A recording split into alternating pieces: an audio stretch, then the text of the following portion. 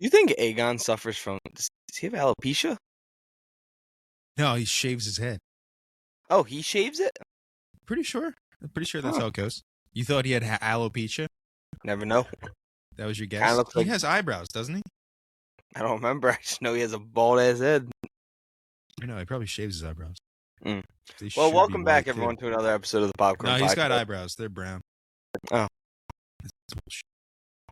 Welcome back to the Popcorn Podcast, where we review TV, film, and everything in between. Make sure to follow us on all of our social media platforms: Instagram, TikTok, YouTube, everything under the same banner of the Popcorn Pod, the Popcorn Gaming. Thank you, everyone who's been checking in on the Popcorn Gaming. We played 5 Minutes of Phrase the other night. It was very funny. Or no, he doesn't have eyebrows. Ryan killed me while we were playing. Crushed a door on my skull. There's no allegedly. It needed to be done. It had to be done. It needed to be done. And the best part is that you intro the streams, like their videos. You're like, hey guys, we're back with another one. It's just us. There's just 3 of us playing. Just start straight. You don't need to do an intro. Yeah, but like the YouTube part, you need to do an intro. Then do it after and edit it in, because I don't want to hear it anymore. It's insane. It's crazy. Okay, fine. No more intros. It's nuts. Hearing you just stop. You're like, all right, guys, stop. Did you like when I did everybody, like, shut the I did fuck like up. the full-on like YouTuber intro. Even Sam was on the phone when I did it, and she was like, "Oh boy," she's like, "Don't do that." It's bad. Welcome back, guys, to another episode. What's up, guys? We're back with another. I don't even know. We're here today to talk about House of the Dragon. No, we're not. No. We're here to talk about A Night of the Seven Kingdoms. Jesus, what a rough start to the episode. We're again virtual due to bad inclement weather that has struck Snowed Pennsylvania. Did snow a lot, and you see it snowing again on Saturday. Yeah. And Sunday. I was listening to Spike on 94.1 said 11 inches. I don't know if he was just being funny or. No, it was 8 to 11 inches. 8 to 11 inches. I'll cry. I will actually start crying. Apple weather's just saying 1 to 2 and a 50% chance. Oh, then it went down a lot. I don't know. We'll see. Oh, yeah. It's not supposed to snow anymore on one day. Yeah, 1 to 2 inches. Sweet. Wow, that changed drastically. Well, now Saturday's supposed to be -1. Nice. Nice. But yeah, another journey into the Westeros storyline, but this time we're going between 90 years before the events of Game of Thrones, where we're following Sir Duncan the Tall, and Aegon Targaryen. And we got our first 2 episodes, and just right off the bat, this show is very different in tone to most of the Game of Thrones world. It's a little more lighthearted, some comedies in there. But you can see with each episode, like what's going to happen next. You see that it is going to go back to that violent nature of Game of Thrones that we're going to get. And it seems like that's going to be in the next episode. Yeah. But before we get too far into it, Ryan, what are your initial thoughts on these first 2 episodes? The first 2 episodes I thought were good. I thought it immediately felt like Westeros. Like you kind of get dropped back into the world and the people, the music, everything. It feels right.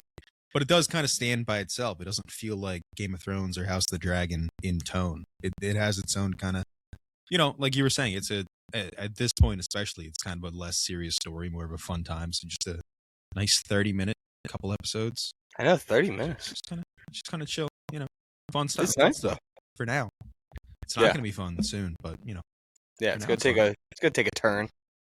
But the first episode was titled "The Hedge Knight." It was directed by Owen Harris, written by Ira Parker. We get a quick intro into Dunk and his lord. Is that what he would call him?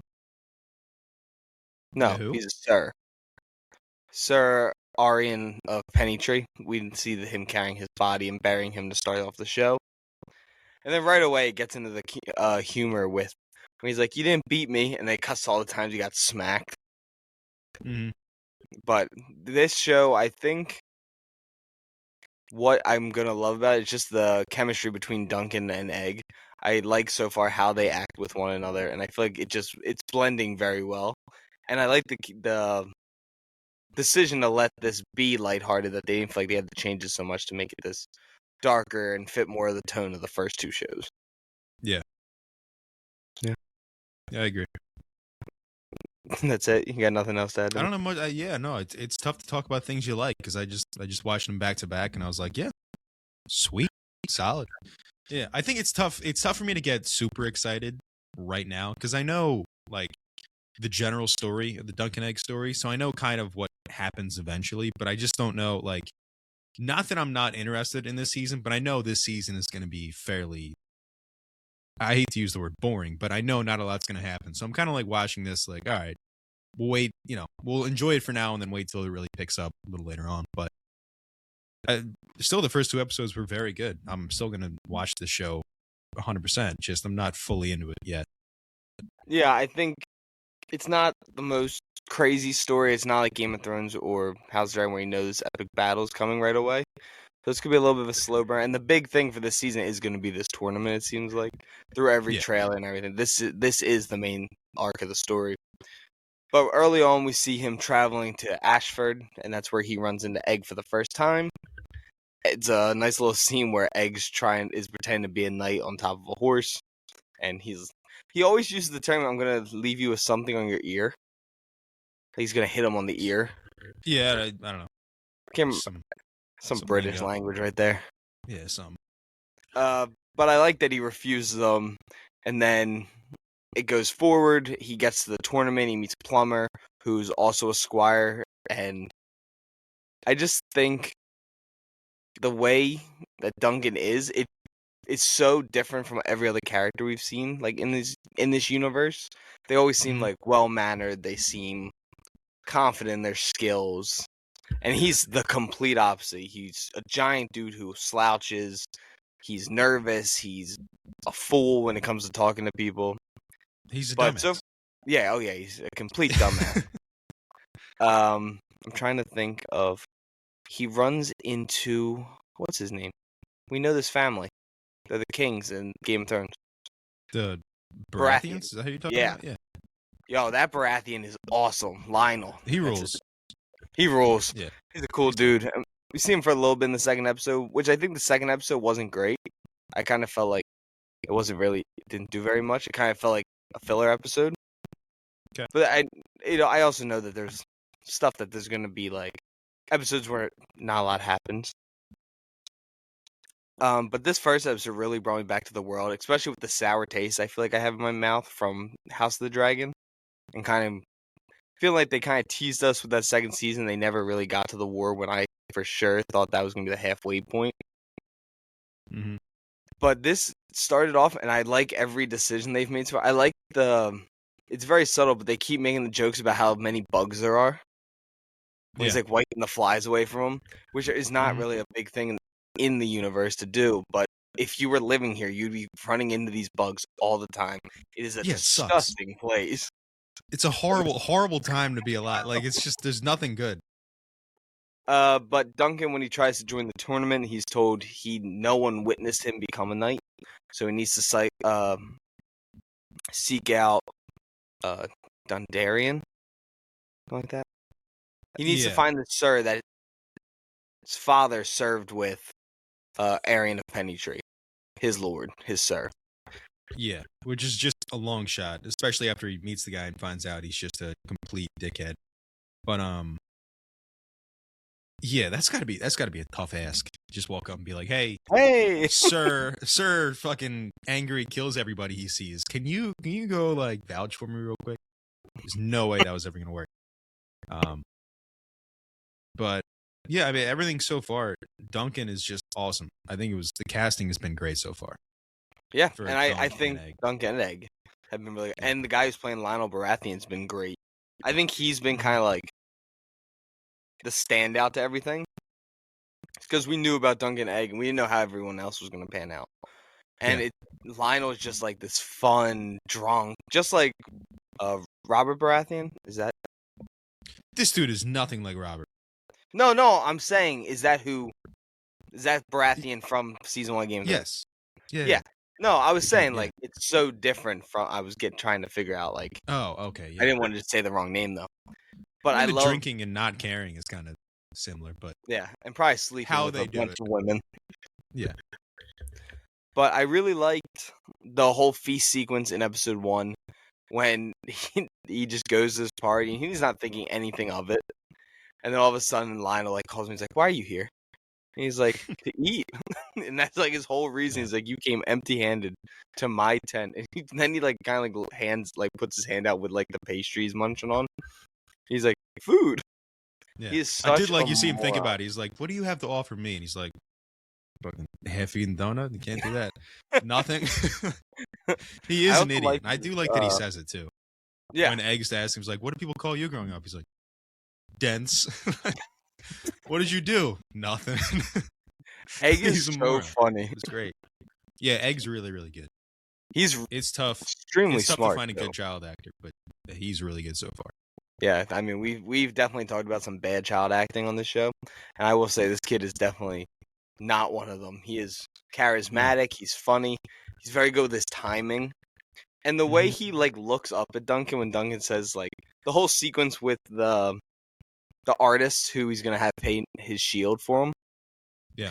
Egg has this look on his face when he's like, "Jesus, this is a terrible conversation, Duncan. You are not getting anywhere with this girl." And then when he walks out and it cuts to them sitting at the table, and he's like, "Do you think that went well?" He's like, "No." He's like, No. "But she's painting your shield." Yeah.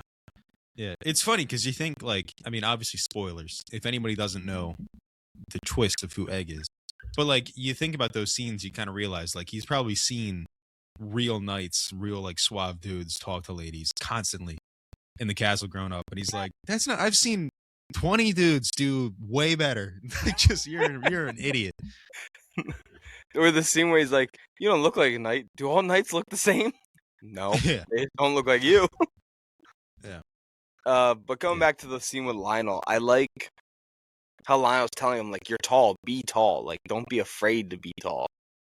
And then they have the whole dance sequence, which I was like, "This is weird seeing like a dance sequence in Game of Thrones." Mhm. But then it also kind of was just a vibe. Like I would have been out there dancing too. The music was hitting. They're all just trashed. Yeah. But yeah, I was liking it. There's nothing in the show so far that I haven't liked. I like the tonal shift, and I think it's something that Game of Thrones this world kind of needed. Because I think a lot of people feel the same way about House of the Dragon season 2, where it felt like they guys just kind of teased us for a whole season, and none of the stuff we wanted came about. And of course, Game of Thrones ending the way it did. That this is like totally different, and it's a breath of fresh air in this world, and getting to have these new characters with some good comedy in there. Not that Game of Thrones doesn't have moments of levity, but this show has a whole different tone. What you were saying, it's nice, easy, 30-minute episodes. It's not anything over the top, but I like it. I'm not saying it's to the quality of Game of Thrones. I mean, I can't say that 2 episodes in, but so far through the first 2, I'm really enjoying myself. Yeah, I agree for sure.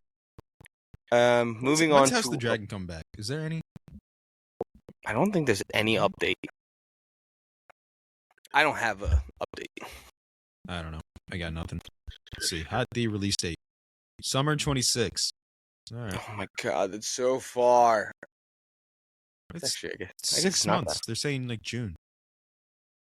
6 months. Yeah, I guess it's not that far. Yeah. God, I want some hot D back. I'm gonna pause.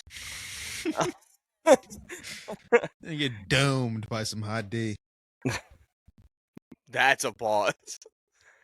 But after the party in Lionel's tent, that's when he finally runs into Manfred, who's just this asshole. He has 2 prostitutes with him, and he just refuses to help him. And Duncan, even though Manfred does have a good line when Duncan's like, "He was wounded for you," and he's like, "We had many, many more men have much worse things that we mourn for," which does make sense because when you think about it, I know he's being an asshole, and we both agree on that, but he has no reason to believe Duncan. He has no reason to trust him and give his word for him. Yeah. Even if he does believe him, he's probably right. Like there's dudes, okay, your guy got hurt, but what other greater knights died that I'm gonna remember way easier than your fucking guy. So it makes sense. I mean, it just goes to show how hard that fucking question would have been. Again, it's like, Yeah, I just need help. It's like, dude, you look like shit. You're wearing cloths. Like, I can't. I'm not helping. rope belt. Get the hell out of here. Yeah. After Duncan interacts with Manfred, he goes back to his campsite, which is where he finds Egg and officially goes by Sir Duncan the Tall. He lets Egg be a squire at least for this tournament. Hopefully, we'll get to see them moving forward. And they see a shooting star, and Egg explains how that's good luck to them. Again, I feel like they're doing good with like hinting that he's smarter than like the average person. Like he's grew up probably. He knows more. Yeah. Yeah. Duncan had no idea what he was talking about. No. But Duncan is also dense, so it could be a little bit of that too. He's dumb. But Egg has, I forget how old he's supposed to be. Probably like 7 or 8. Oh, if he's 7 or 8, he is really smart. What were you gonna say? Like 10, 11? Maybe. I don't know. I don't know. But yeah, I mean, still those kids, like you see it in Game of Thrones and House of the Dragon. Like they're teaching those kids nothing but history of Westeros, like who the houses are currently, what everything means. From when they're like 4, they start learning. So he knows a lot, and he's clearly he sneaks out and goes on his own. He's probably going throughout the castle, just listening to shit, sneaking on people. 100%, he's that kid.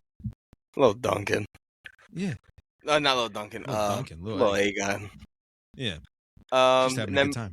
Yeah, he is having a good time. And I think, as much as I said episode 2 kind of felt like a filler to me, I felt like Egg had a little bit more to do because he's already here now. In the first episode, he wasn't there the whole time.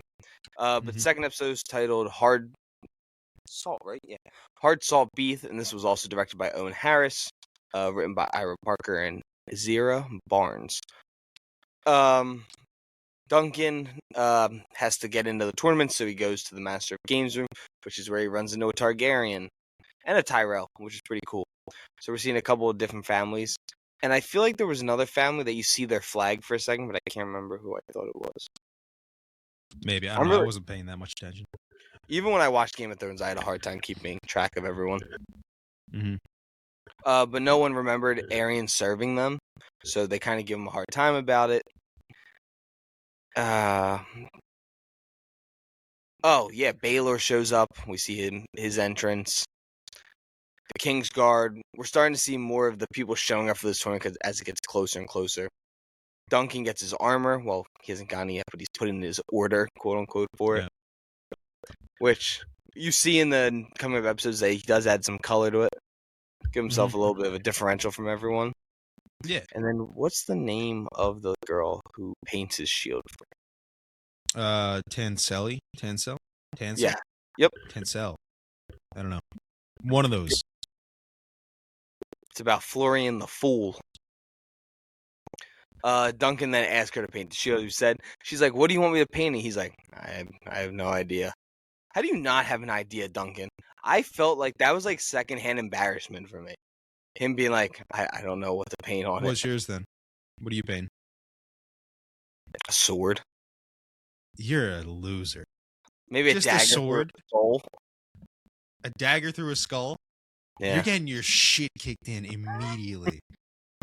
Everybody's gonna see that and go, "This fucking asshole," and just murder you. People put dragons on theirs. Bunch of losers. They have dragons. Do they have dragons still at this point? I don't think so. Yeah, I was gonna say dragons maybe are like a tiny one, but I don't think so. Because this is like 80 years, I think, before. Yeah, I think it's like 88 or something like that. Yeah. Fine, Ryan. What would you put on your shield? Probably some cool shit. Not a fucking, I'm gonna do a dagger through a skull. No, come on. Okay, give me your cool shit then. I don't have anything right now. Oh, but exactly. I'm not the one who called him dumb. I was like, yeah, no, I wouldn't. That's important. I have no idea. You know what I mean? Because other guys is like, yeah, our family thing is a fish. Obviously, I'm gonna go with the fish. Keep that going, or like an apple or some bullshit. You're a random guy. You're like, I have to make up the symbol for my family name forever. This is crazy. This is a lot of pressure right now. Mm-hmm. Okay, yeah, I guess. Yeah, and yours is going to be a dagger through a skull. I went off one of my tattoos. Can't do Harry Potter symbol on there. That's way cooler than a dagger through a skull. Can't cross universes, I was thinking. I was like, you can't do the Harry Potter. Okay. All right. But then Egg comes up with the idea that he should do the tree, which I thought was I do think will look really cool on his shield. But we didn't see the shield yet. I think we'll see them beginning of the next episode. Yeah. Right? We didn't see it yet. No, I don't think so. Lionel then drafts Duncan while they're watching to help him in a tug of war, which was so funny seeing Aegon, because Aegon was adding nothing to that. He was putting some weight on that side, though. He was like just dangling from the rope. Yeah. But they were dangling when they were pulling it towards them, too. It was funny watching Lionel walk away, and he's just like, I'm thirsty, and he's drinking. Mm-hmm. This is what I mean. This is the stuff I like seeing in this new show, is that it's so different from Game of Thrones. It's like we're seeing what the extras in Game of Thrones are up to. Like what those characters are doing. It does feel like a good side story in that sense, where it's just like, these people are important to us, but unlike the other shows, they're important to nobody else, which is it's fun. You connect with them way easier. Yeah, which I think it does just make it. You're not watching these rich assholes just do asshole things throughout the show. Mm-hmm. These are like the small folk that are making an impact. Well, Aegon Targaryen, but he's kind of being treated like shit because he's just a squire to everyone else, a bald child squire. He's a bald child. He's a little bald guy. He's a little Caillou. Yeah, nice. He's not as bitchy as Caillou. No, fuck Caillou. But fuck Caillou. Caillou's an asshole. It's one of my least favorite TV shows. Everybody hates Caillou. But after the tug-of-war game, that's when Duncan has to sell a horse to afford the new armor from the blacksmith, because they told him in the Master Games room he can't wear that armor because it's not his family's sigil. But from there, we get to see the first part of this tournament when they're jousting. And first off, the jousting looks so cool in like the dark with the light, like with the torches up. I was invested. Would you joust ever? Fuck no. I want to joust. Do you want to joust? You can go joust tomorrow. Can I? There's medieval. I'm sure you can. We live in Pennsylvania. You can probably call some dumbass who's like, yeah, I got horses right now. Bring a log. We'll joust. It's just for nothing. Jousting. You give him $5 in a 12-pack, and he's gonna let you ride, dude. It's gonna be a great time. Some Keystone Light. Yeah. Get him some Kenwoods. Jousting seems cool. I did. I liked it a lot. Shit. Yeah. But what do you think was better, that jousting scene or the one from House of the Dragon season 1? I kind of think this one was cool because it was so many people at once. It was a lot more happening, yeah. Yeah, and the dude hopped up, picked up a shield, and got on another horse and did it. Mm-hmm. That was pretty epic. I have a feeling we're gonna find out who that guy is. Maybe. Because I feel like that's probably. Why would you do the whole sequence and focus on that color, the green coloring, if you're not gonna? I do wonder if it's the guy who is gonna have a very important jousting incident soon, but I wonder if it may be him. But we don't want to spoil any of the stuff that hasn't happened yet. Something just like with House of the Dragon. Jousts are very important right now. I wonder if that's got to be the end of the season, right? That happening and then I was trying to think of where this unless I'm thinking of the wrong story and I'm confusing something else. But I'm not I knew way more about House of the Dragon than I know about Duncan the Egg. Yeah. I haven't read it, but I know a lot of the story. Yeah, but that's why I think I'm so excited about this. I don't know where it's going as much. So I think that'll be very fun. But yeah, jousting scene was fantastic. It includes another Target prince, the one Targaryen, the one who's being an asshole to Duncan earlier in the episode. Tully is amongst the participants. And I'm trying to think of what else I want to add. Was there anything else I want to add about the jousting scene?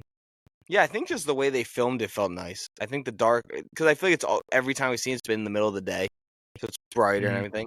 Just the whole cinematography for the scene looked really cool, and I don't know, it just really worked for me. And I think it's better than jousting in Game of Thrones and the jousting in House of the Dragon so far.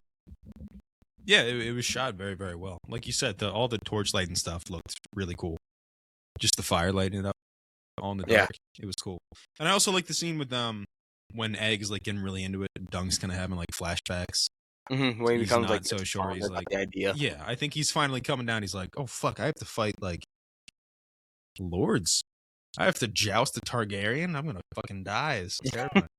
I was thinking of that he realized Arryn didn't really do much with his life. He's looked up to him his whole life, but he really hasn't done doesn't have a legacy for anyone to look back on and cheer for. And he now, I think, is what you're saying. He's realizing that this whole tournament could be the end of his life, and he has nothing to show for it. Yeah.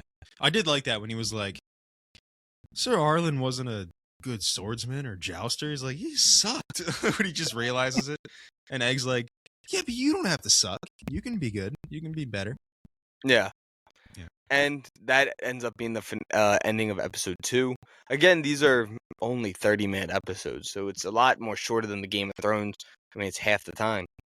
And I still think with these first 2 episodes, we got so much with the I want to pull up the guy's name who plays Duncan. So I stopped just calling him Duncan. It's Peter Claffey. Peter Claffey? Thank you. Excuse me. Did you know he's a pro rugby player? Is he? Well, not anymore. He left pro rugby to do this, to become an actor full time. But he's fantastic in this. I think he fits the character really well. Yeah. And how about having it just... Oh, sorry. He's only 6'5", too. Which, I mean, 6'5" is big, but...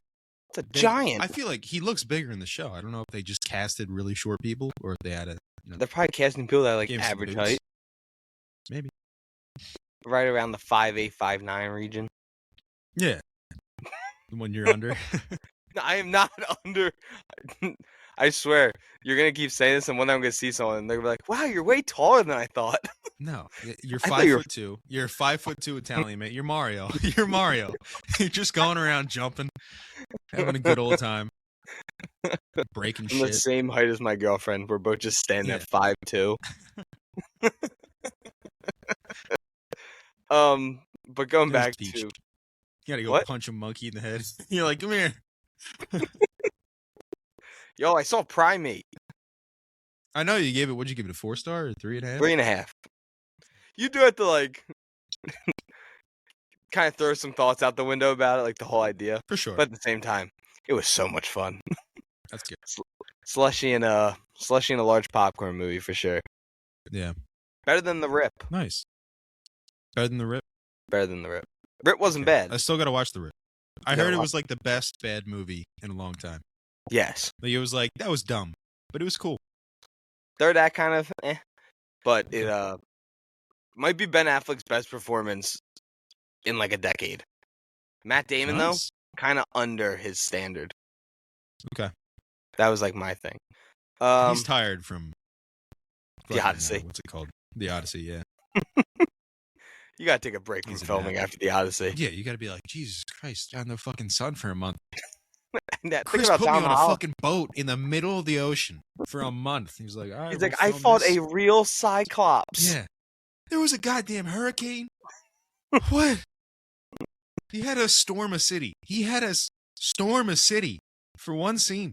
Remember when that footage was coming out of them storming the city? Yeah. That was so cool. It was awesome. I can't wait for the Odyssey. But back to Game of Thrones. I think these first 2 episodes though really hooked me to like I was like excited to sit down for episode 2, and I'm super excited to see episode 3 because I know we're gonna get a little bit more of the jousting, a little bit more of the combat. So I'm just really excited to see where the rest of the season goes. But that's like all the thoughts I have on the first 2 episodes. Yeah, I'm kind of just it was good. Like I'm gonna keep watching it, but I'm not, I hate to say that I'm gonna be like, oh, when season 2 comes out, I'll really get into it. But at the same time, I'm kind of like, this is gonna be cool, but God, it's gonna get way better. It's gonna get really cool. What did you think about seeing Aryan's hog between his legs? Yeah, no, we were wondering where 28 inches later went. They sent that prosthetic over here. Yeah. I wonder if that has to be a prosthetic, right? I hope so. Man's poor wife. But yeah, the first 2 episodes very good. They're funny. They really get you back in this world, which I feel like I was missing Westeros in my life right now. Yeah. But from there, is there anything you want to add? No, I think I'm good. Well, Ryan, what would you recommend everyone to watch this week? That's a great question. I'm going to recommend